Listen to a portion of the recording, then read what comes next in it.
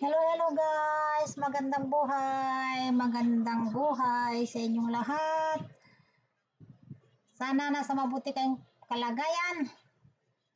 At nandito na naman ang Lola Pegs. Kumusta sa inyo? At sana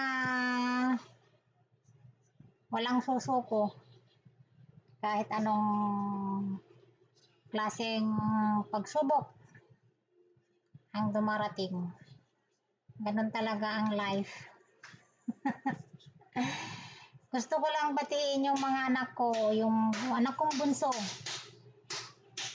Si Larry at saka si Riway. Nagsimula na naman yung wala ko kung malakpak. Dahil 6 years anniversary, wedding anniversary na nila. At meron na silang 3 kiddos. Pero hindi ko pa nakita mga yun. Last na uwi ko kasi nung kasal nila. Yun ang ano ko noon. Buhay pa si Lola noon. Kaya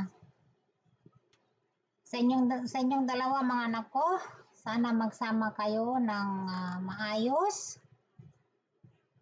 Magsama kayo ng merong pagmamahal, respeto, tiwala sa isa't isa. At may takot sa Diyos. Turuan nyo ng tama ang inyong mga anak. Huwag ibigay ang mga luho na hindi naman karapat-dapat para sa kanila. At saka sana kumapit kayo sa ating pong may kapal dahil siya lang yung talagang number 1 na nagbibigay sa atin ng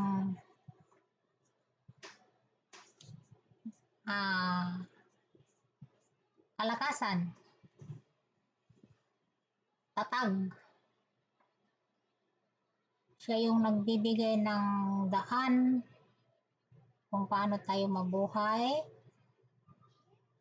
tungo sa kanya. Siya yung tagapagturo. Kaya dapat kumapit lang tayo sa kanya. Oo, mahirap ang buhay. Talagang mahirap. Kaya kailangan natin, sige, kayod. Kahit pagod, sige pa rin. Talagang ganun ang buhay.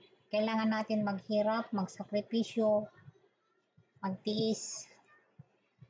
Wala namang tao na hindi naghihirap. Kahit na mayayaman, maraming problema yan eh. Walang tao na hindi maghihirap. So, kailangan lumaban. At huwag mawalan ng pag-asa. Makakaya at makakaya. Lahat ng problema malulutas. So, kailangan yung dalawa, magsama kayo. Kung ano yung ayaw ng isa, huwag gawin. Basta magsama kayo ng maigi.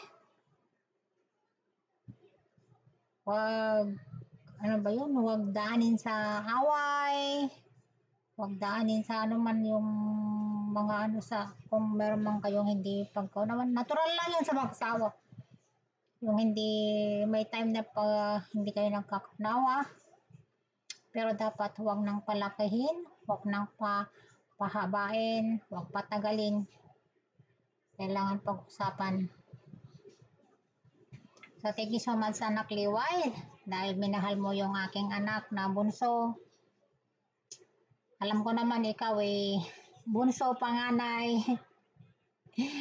Dahil nga, nag-iisa kang anak. So, sana magtagal pang iyong samahan. Alang-alang sa inyong mga anak. Ang kukulit nga nila. Pero ang kikiot na mga po ko guys, hindi sa pinagmamayabang.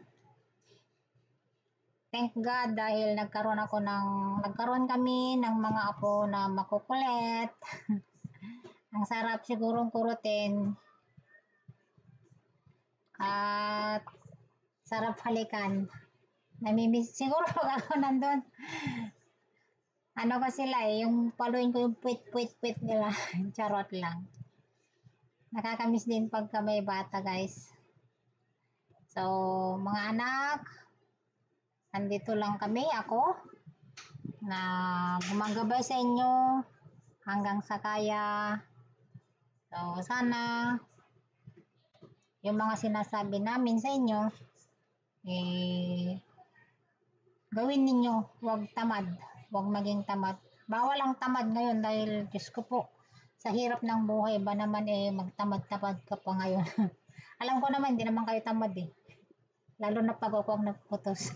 Peace. Alam nila kasi na pag ako yung nagputos pero minsan pero minsan yung mga anak ko rin ano rin. Ang nito, yung hindi man sa ayaw sumunod pero hindi yung ginagawa agad. Ganon ba? Yung merong time.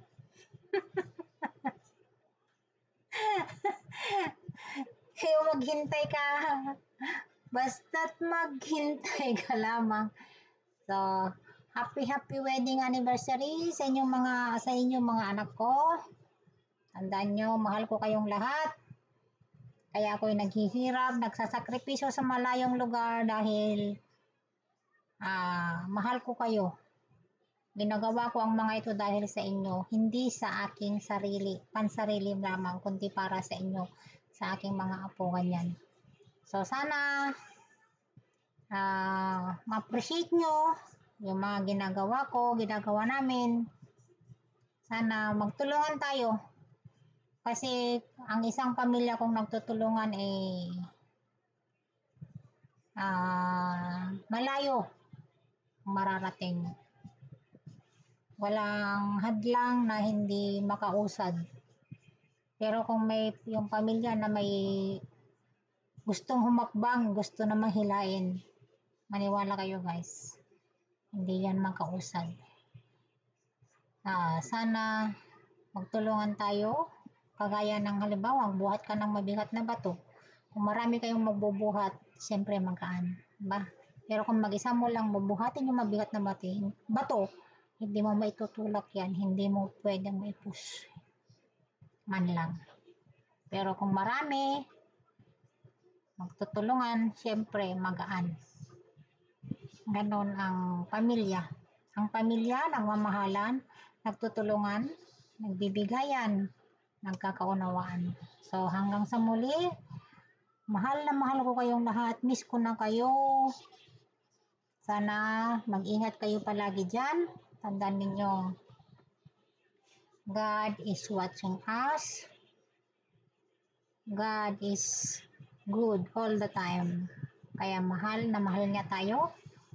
So maraming salamat sa inyo mga anak ko. Mahal ko kayong lahat. Mga apo ko, lahat kayo mahal na mahal ko. Miss ko na kayo. Bye-bye!